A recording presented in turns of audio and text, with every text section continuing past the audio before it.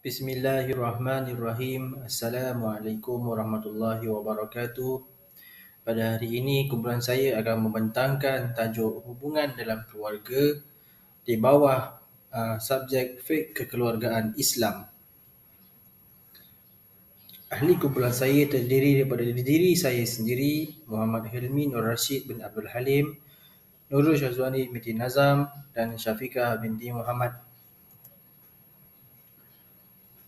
Hubungan dalam keluarga dalam Islam terdiri daripada 3 komponen utama, iaitu yang pertama tanggungjawab isteri, yang kedua tanggungjawab suami, dan ketiga tanggungjawab bersama. Konsep tanggungjawab suami ialah amanah seorang suami merujuk kepada tanggungjawab dan amanah yang diberikan kepadanya sebagai ketua keluarga dan pasangan hidup. Ini termasuklah pelbagai aspek yang perlu dipatuhi oleh seorang suami dalam menjalankan peranannya dalam rumah tangga. Tanggungjawab yang besar mesti dipikul demi mewujudkan kehidupan rumah tangga yang harmoni, bahagia dan mampan. Ini adalah sebahagian daripada konsep kepimpinan yang bertanggungjawab dan berbelas kasihan dalam konteks keluarga Islam. Baik, saya akan menerangkan tanggungjawab suami. Yang pertama, memberi nafkah kepada isteri. Nafkah menurut istilah ialah mengeluarkan belanja atau sara hidup kepada mereka yang wajib atas seseorang itu untuk membiayainya. Hak nafkah yang wajib diberikan kepada isteri boleh dibahagikan kepada 2 jenis nafkah, iaitu nafkah zahir dan nafkah batin. Nafkah zahir sudah menjadi ketetapan agama bahawa suami wajib memberikan belanja untuk makan, minum, pakaian dan tempat tinggal isteri sesuai dengan kemampuannya. Firman Allah Ta'ala dalam surah At-Talaq ayat yang ke-7, hendaklah orang yang mampu memberi nafkah menurut kemampuannya, dan orang yang disempitkan rezekinya hendaklah memberi nafkah dari harta yang diberikan Allah kepadanya. Allah tidak memikulkan beban kepada seseorang melainkan sekadar apa yang Allah berikan kepadanya. Setiap suami bertanggungjawab memberi makanan, pakaian kepada isterinya sesuai dengan kemampuannya. Dalam hal ini, isteri tidak boleh meminta sesuatu yang di luar kemampuan suaminya. Akan tetapi, sekiranya suami mampu memberikan lebih tetapi tidak diberikan, maka dalam situasi ini, isteri dibenarkan mengambil harta suaminya. Seterusnya, nafkah batin. Hendaklah mempergauli isteri itu dengan baik. Di dalam Islam, isteri boleh menolak hajat atau keinginan suaminya untuk bersetubuh dengan syarat ia mestilah dalam keadaan darurat atau keuzuran semasa haid, nifas, sedang dalam ihram dan sebagainya. Firman Allah Ta'ala dalam surah Al-Baqarah ayat yang ke-223 yang bermaksud, isteri-isterimu adalah seperti tanah tempat kamu bercucuk tanam. Maka datangilah tanah tempat bercucuk tanammu sebagaimana saja kamu kehendaki, dan kerjakanlah amal yang baik untuk dirimu dan bertakwalah kepada Allah, dan ketahuilah bahawa kamu kelak akan menemuinya, dan berilah kabar gembira orang-orang beriman. Akan tetapi, isteri perlu faham, jika mereka menolak hajat suaminya, ia mestilah ditolak dengan cara yang baik dan mestilah dijelaskan dengan sejelas dan sebaiknya sebab-sebab itu kepada suaminya, sehingga suaminya boleh memahami dan bertolak ansur dengannya. Namun begitu, pengertian nafkah batin bukanlah berkisar tentang perlakuan seksual semata-mata. Seks hanyalah satu cabang bagi maksud nafkah batin.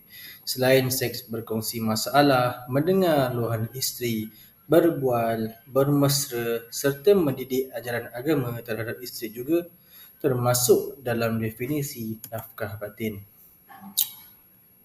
Seterusnya, yang kedua, memberi bimbingan dan tunjuk ajar. Isteri berhak menerima bimbingan dari suami dan tunjuk ajar serta nasihat darinya, sama ada dari sudut pendidikan agama, pergaulan sesama saudara, baik dari sebelah isteri maupun suami, jiran tetangga, cara berpakaian, cara mengawal emosi dan sebagainya. Begitu juga dalam mendisiplinkan isteri, suami berhak mendidik dan memberi tunjuk ajar yang baik kepada isteri.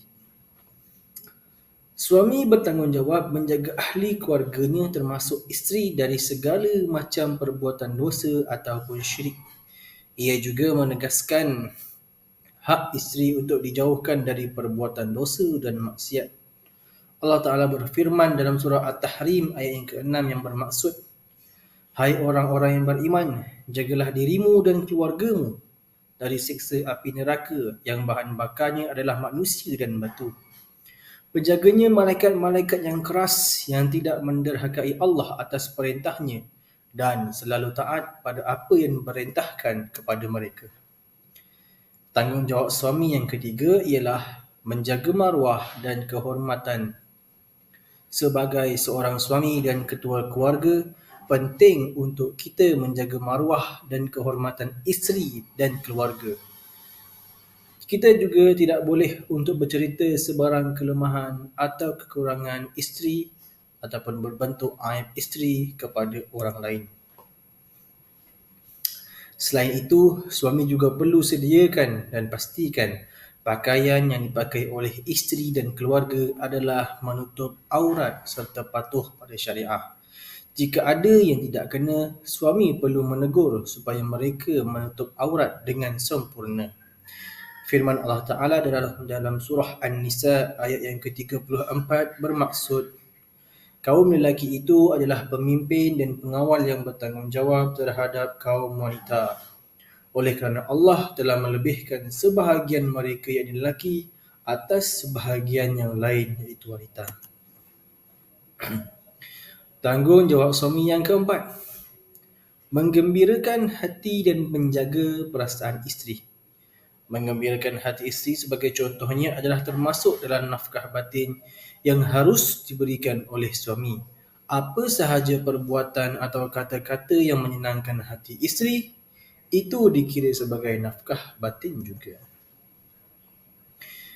Ini adalah antara tanggungjawab suami dalam menjaga perasaan dan emosi isteri. Elakkanlah melakukan apa sahaja yang boleh mengguris dan melukakan hati isteri. Diriwayatkan daripada Aisyah radhiyallahu anhu bahawa pada suatu hari beliau pernah ditanya bagaimanakah sikap baginda Rasulullah sallallahu alaihi wasallam ketika berada di dalam rumah. Maka Aisyah menjawab, baginda Rasul adalah orang yang paling lemah lembut, sering tersenyum dan sering pula tertawa. Antara perkara-perkara yang boleh menjaga emosi dan hati isteri yang suami boleh lakukan, contohnya di dalam rumah, membantu tugas-tugas isteri di rumah, membantu kerja-kerja rumah seperti memasak, membasuh pakaian dan menjaga anak-anak. Selain itu juga, suami boleh juga menjaga hati dan emosi isteri ketika berada di luar rumah. Seperti contoh, membawa isteri bersiar-siar, membawa isteri bercuti bersama-sama keluarga. Sedikit sebanyak boleh mendatangkan kemanisan dalam hubungan berkeluarga dan juga menjaga emosi dan perasaan isteri dan untuk merehatkan minda dan jiwa mereka daripada perkara-perkara yang membuatkan mereka terasa stres.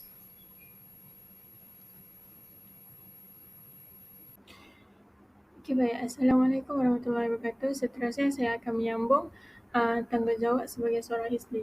Okey, yang pertama ialah isteri mestilah sentiasa mentaati suami mereka dan menjaga maruah suami mereka selama mana suami itu tidak menyuruh atau melakukan perkara yang bertentangan dengan agama. Contoh misal kata kalau suami suruh kita untuk tak tutup aurat di halayak ramai. So, jadi benda tu kita perlu ikut ke tak? So tak perlu. Sebab apa? Sebab dia bertentangan dengan agama. So jadi selagi kalau perintah suami itu menepati dengan syariat Islam, kita perlu taati. Okey, isteri mestilah memberikan hak suami yang ingin menyetubuhinya pada bila-bila masa sahaja selagi ia berlandaskan oleh syarak, contohnya ketika bersih daripada haid dan nifas. So, jadi isteri memang tak boleh tolak lah. Misal kata kalau ada sebab-sebab tertentu. Contohnya tengah datang haid, tengah darah nifas. Jadi isteri boleh tolak lah. Sebab apa? Sebab untuk penjagaan kesihatan isteri itu sendiri. Berdasarkan firman Allah SWT dalam surah Al-Baqarah ayat yang ke-233 yang bermaksud, isteri-isteri kamu adalah sebagai kebun tanaman kamu. Oleh itu, datangilah kebun tanaman kamu menurut cara yang kamu sukai dan sediakanlah amal-amal yang baik untuk diri kamu dan bertakwalah kepada Allah serta ketahuilah sesungguhnya kamu akan menemuinya pada hari akhirat kelak. Dan berilah kabar gembira wahai Muhammad kepada orang-orang yang beriman. So, jadi dalam ayat ni jelaslah untuk menyatakan bahawa yang isteri tu adalah sebagai tanggungjawab suami. So, jadi apa yang suami tu perlu bagi kepada isteri, contohnya daripada segi nafkah, lagi hak-hak yang perlu ditunaikan oleh suami kepada isteri. So, jadi isteri pun perlu memainkan peranan yang penting untuk mentaati suami selagi tidak melanggar syarak. Okey, baik. Seterusnya, jelaslah secara teori suami dan isteri menjalankan fungsi yang berbeza dalam rumah tangga disebabkan perbezaan dan kelebihan yang ada antara kedua-duanya. Contohnya, suami bertanggungjawab mencari nafkah untuk keluarga dan berlaku baik kepada anggota keluarga. Manakala isteri pula bertanggungjawab untuk mentaati suami, menjaga dan menguruskan kebajikan rumah tangga. Namun begitu, berdasarkan ilmu fiqh Islam, terdapat hak dan tanggungjawab yang perlu dilaksanakan secara bersama untuk memastikan perjalanan rumah tangga yang baik dan seimbang.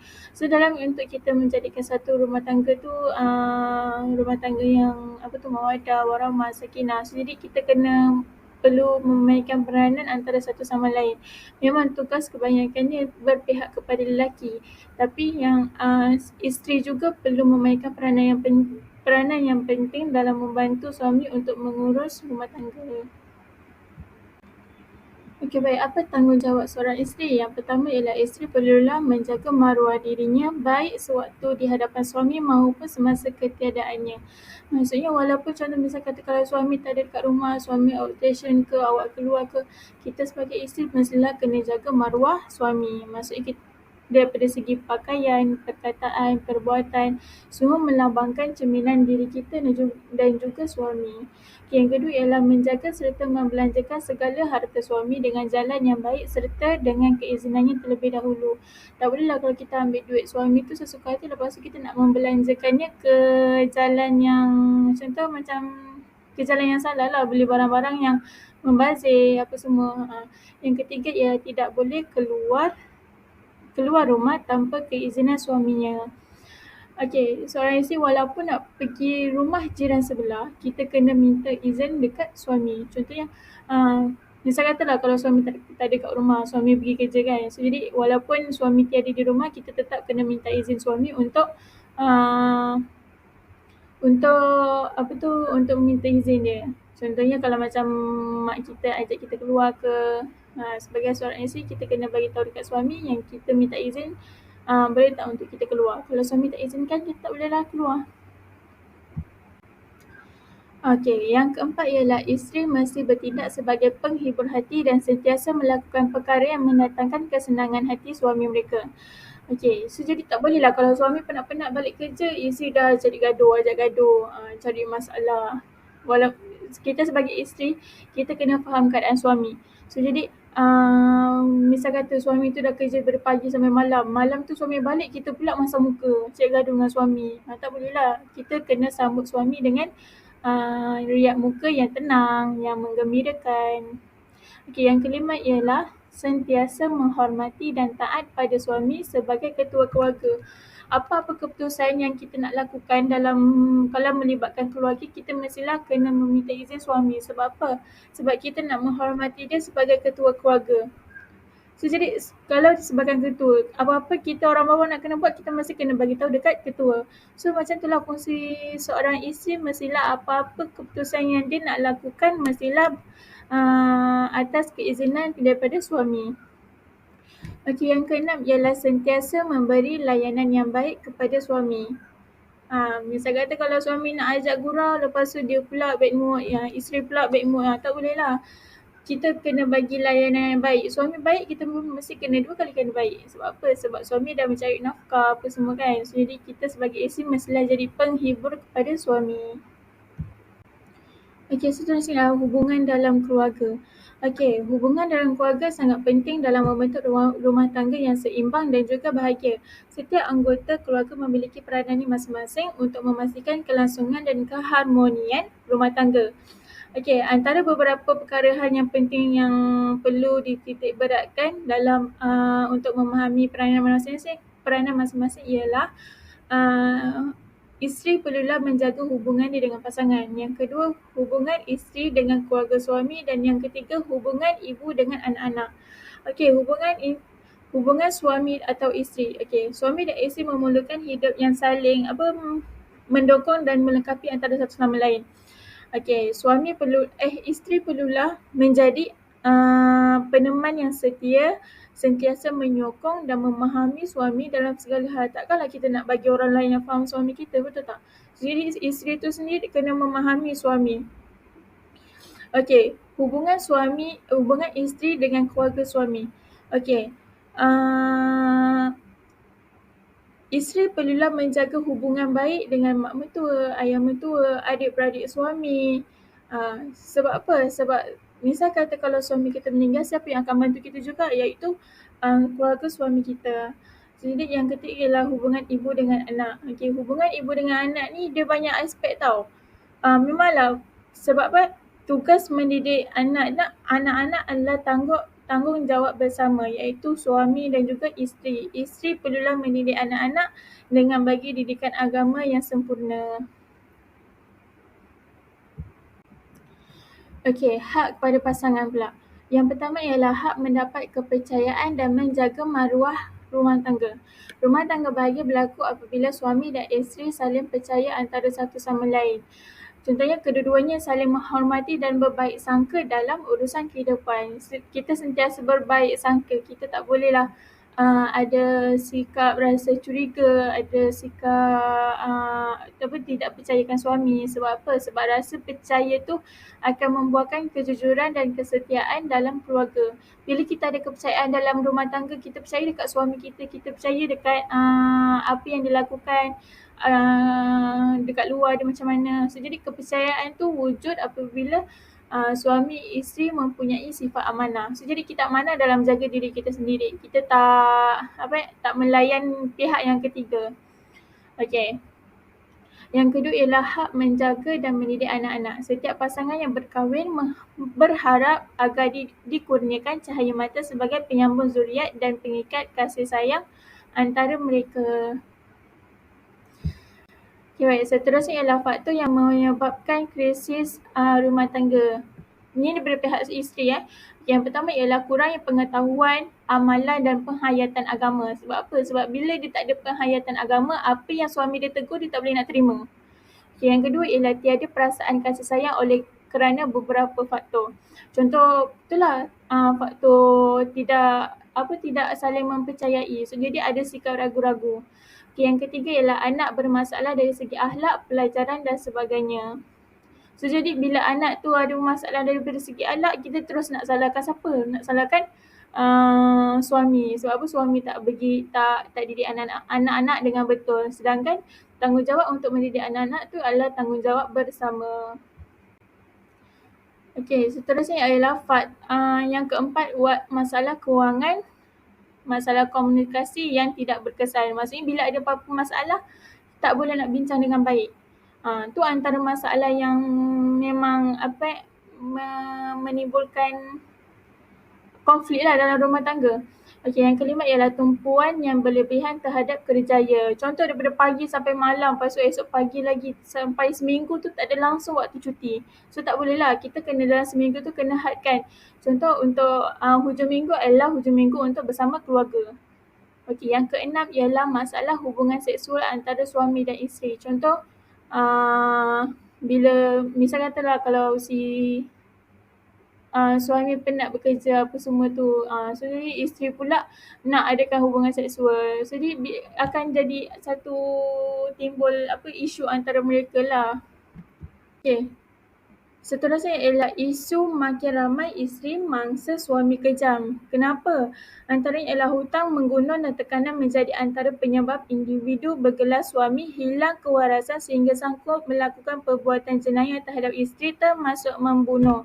So jadi sebab itulah sebagai seorang isteri kita kena memahami apa keperluan suami, apa masalah yang dihadapi oleh suami.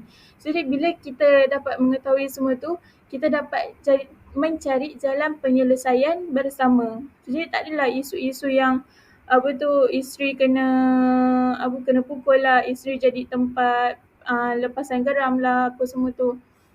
So jadi kita sebagai isteri perlulah menjaga hubungan antara suami dan juga daripada segi kewangan, emosi, rohani dan sebagainya.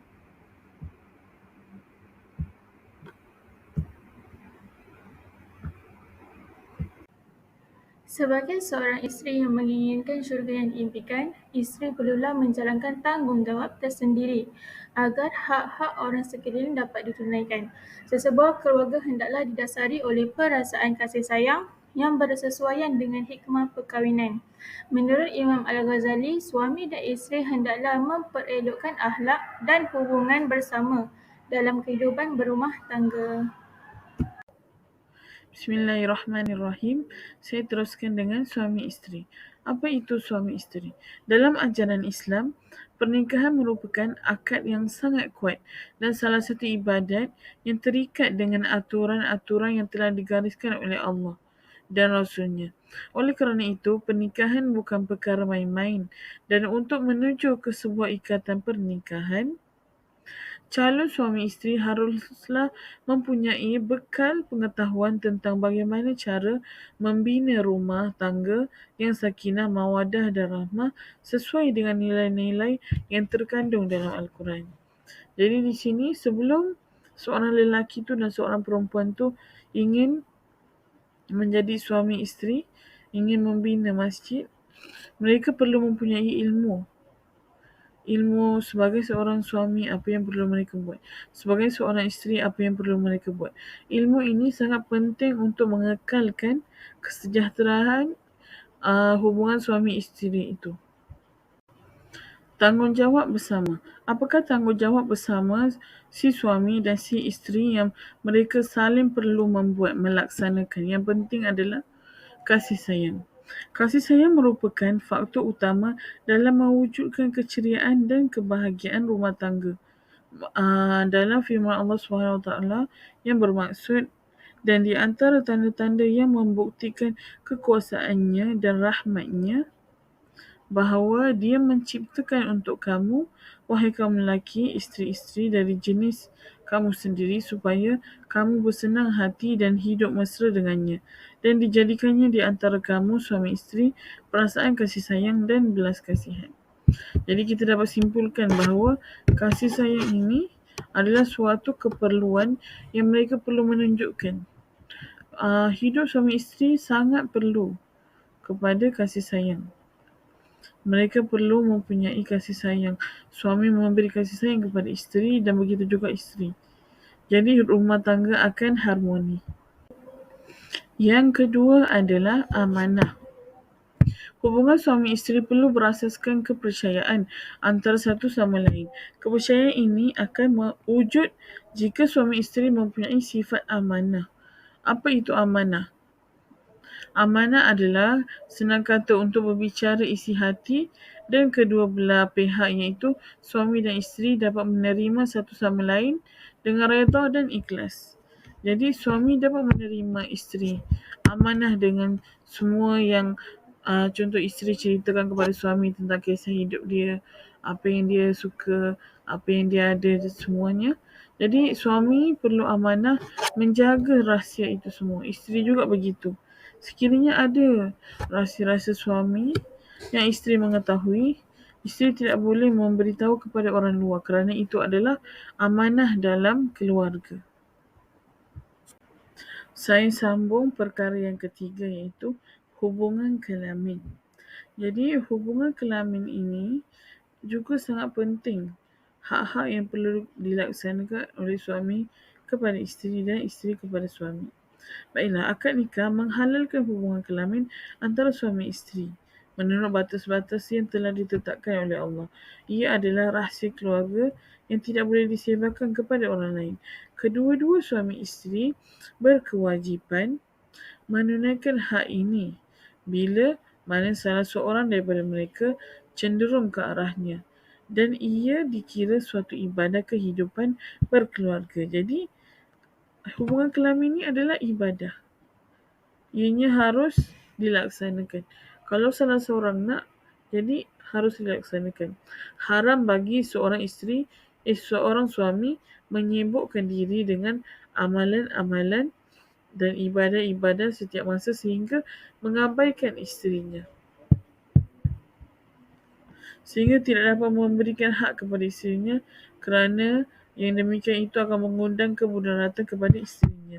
Jadi bila masing-masing melaksanakan tanggungjawab masing-masing akan tertunai semua hak. Seterusnya, pergaulan yang baik. Pergaulan yang baik di antara suami dan isteri iaitu setiap suami atau isteri tidak melakukan sesuatu perkara yang bertentangan dengan syarak dan muamalah pergaulan. Kedua-duanya mestilah baik dari sudut kata-kata dan tingkah laku. Baiklah, pergaulan ini dikatakan bahawa percakapan suami mesti beradab kepada isteri. Isteri juga begitu, tak boleh meninggikan suara, tak boleh menghentak dan sebagainya. Antaranya, suami memberi kegembiraan dan bersendagurau dengan isteri. Isteri pula mengungkapkan kata-kata yang baik dan sopan kepada suami serta tidak menghina atau memperlekehkan suami. Ini sangat penting. Jika kita memperlekehkan suami, suami akan terkecil hati. Hal ini akan memudaratkan kita. Kita inginkan keredaan suami, bukan kemurkaannya. Suami dan isteri mestilah memperelokkan pergaulan mereka sehingga membuahkan semangat bekerjasama, toleransi, hormat, menghormati dan kehidupan yang baik. Pergaulan baik ini akan rosak sekiranya suami atau isteri meminta pasangannya melakukan sesuatu di luar kemampuannya. Seperti isteri meminta sesuatu di luar kemampuan suami, suami menyuruh isteri melakukan sesuatu perkara luar kemampuan isteri. Jadi mereka akan rasa tergores, rasa tidak dihormati. Hal ini akan menjejaskan kesejahteraan hidup suami isteri itu. Saya teruskan dengan seterusnya, iaitu menghormati persemendaan. Pasangan suami isteri dari keluarga yang berlainan, tentunya cara dibesarkan berbeza. Walaupun begitu, suami atau isteri perlu menghormati pasangan mereka dan keluarga asal masing-masing. Pasangan perlu memahami perbezaan yang ada kerana mereka lahir daripada dua keluarga yang sudah dihubungkan dengan talian persaudaraan demi matlamat yang murni. Jadi, kita kena tahu kita dari keluarga lain-lain. Jadi amalan budaya kita setiap hari pasti lain. Kita perlu menghormati setiap amalan suami dan mereka perlu mengubah mengikut keadaan. Jadi suami isteri ni dia kena tengok isteri dia macam ni.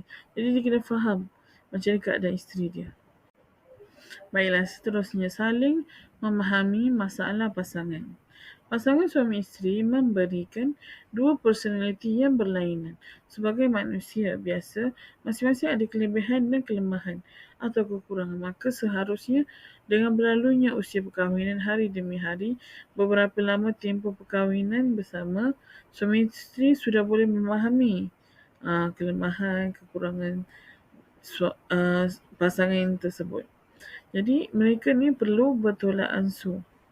membantu membaiki antara satu sama lain, bukan malah menyalahkan antara satu sama lain, bukan. Itu bukan kaedah yang diajar oleh Islam, tapi Islam mengajar kita saling memahami antara satu sama lain. Baiklah, yang keenam, keterampilan yang baik. Jadi suami isteri ni mereka perlu menjaga keterampilan mereka sama ada di dalam rumah juga di luar rumah. Bukan hanya kita nak jaga kat luar rumah je, tapi dalam rumah pun penting. Okey, keterampilan diri mencerminkan seseorang. Justeru, pasangan suami isteri mesti menyedari hal ini dan sentiasa berusaha membaiki keterampilan diri. Jadi, kita kan sentiasa bersih. Walaupun kat dalam rumah, tak semestinya kita kena macam tak jaga kebersihan, apa, tak boleh. Kita mesti kena jaga kebersihan. Baiklah, seterusnya. Dalam hadis ada menyebut bahawa sesungguhnya aku berhias untuk isteriku sebagaimana dia berhias untukku. Aku tidak ingin tidak dipenuhi oleh isteriku kerana aku wajib memenuhi haknya yang ada padaku kerana Allah. Allah pernah berfirman, dan mereka iaitu para isteri mempunyai hak yang seimbang dengan kewajipan menurut cara yang baik. Jadi dalam Rasulullah ada menyebut, Rasulullah pun menjaga keterampilan, apatah lagi kita. Baiklah, kesimpulannya disimpulkan bahawa Al-Quran telah memberi petunjuk kepada pasangan suami isteri tentang bagaimana semestinya membina rumah tangga agar dalam rumah tangga itu kita menjalankan kewajipan tanggungjawab masing-masing. Adapun kewajipan suami terhadap isteri, yakni memberi mahar kahwin, nafkah yang layak sesuai kemampuan, pakaian, tempat tinggal, menggauli isteri dengan makruf dan menjaga isteri dari dosa, memberikan cinta dan kasih sayang. Begitu juga isteri terhadap suami terhadap isteri juga harus menjalankan kewajipannya, iaitu mentaati suami, mengikuti tempat tinggal suami, melayani kebutuhan biologis suami kecuali ada halangan syar'i dan melaksanakan apa saja yang disukai suami. Tidak keluar rumah tanpa izin suami. Itu kesimpulannya tu yang penting dalam kita mengekalkan hubungan suami isteri ini. Tak lebih dari itu. Kita nak masuk syurga, kita mentaati suami selagi suami itu berlandaskan Quran dan Sunnah.